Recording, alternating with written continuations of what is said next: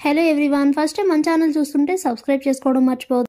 అలాగే వీడియోని ఎండింగ్ వరకు చూసి మీకు నచ్చితే ఒక లైక్ చేయడం కూడా మర్చిపోవద్దు. వీడియోలోకి వెళ్ళినట్లయితే రాత్రి అందరూ నిద్రపోతూ ఉండగా అప్పుడే భద్ర వసుధారని చంపడానికి ఇదే మంచి టైం అని అనుకుంటూ పవర్ కట్ చేసి వసుధార రూమ్గా అయితే వస్తాడు కదా.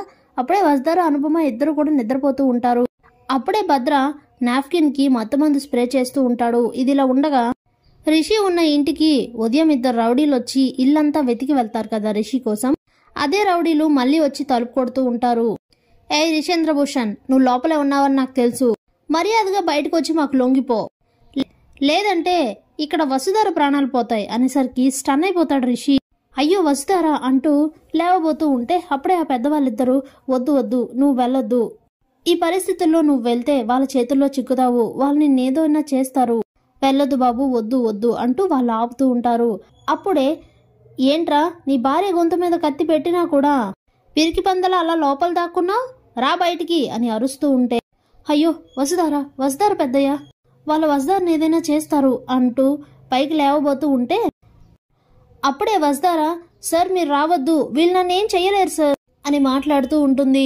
అప్పుడే ఆ రౌడీలిద్దరూ రేయ్ దీని గొంతులో కత్తి దిగితే తప్ప వాడు బయటికి రాడు అని మాట్లాడుకొని ఏంటే ఏం చెయ్యలేనా, ఏం చేస్తానో చూడు అని చెప్పి రే రిషి ఈ రోజుతో నీ భార్య చాప్టర్ క్లోజ్ అవుతుంది అంటూ వసు గొంతు అయితే కోసేస్తాడా రౌడీ.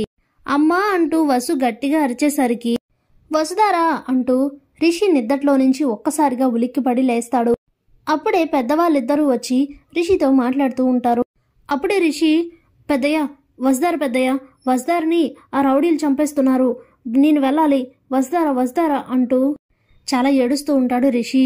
అప్పుడే అవ్వ బిడ్డకేదో పీడకలు వచ్చినట్టుందయ్యా, ఉండు మంచినీళ్ళు తెస్తాను అని చెప్పి మంచినీళ్ళు తీసుకొచ్చి రిషికైతే తాగిస్తుంది. కాసేపటికి నెమ్మదిగా తేరుకుంటాడు రిషి.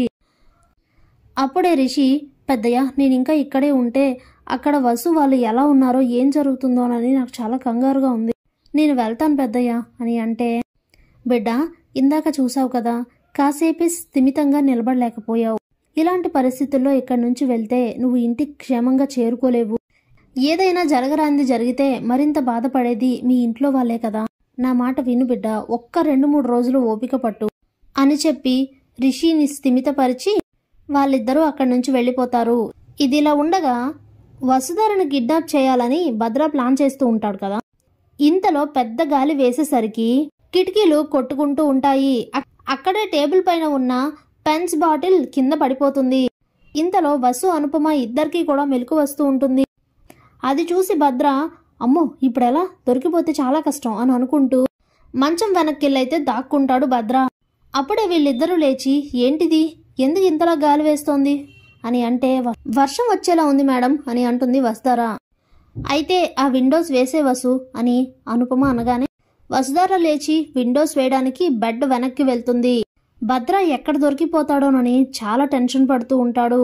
కానీ చీకట్లో ఉండడం వలన వసు భద్రను చూడదు. ఇక వచ్చి యథావిధిగా ఇద్దరు నిద్రపోతూ ఉంటారు. అప్పుడే భద్ర అక్కడి నుంచి లేచి ఇప్పుడు ఇది కరెక్ట్ టైం కాదు అనుకుని వెంటనే అక్కడి నుంచి వెళ్ళిపోతాడు.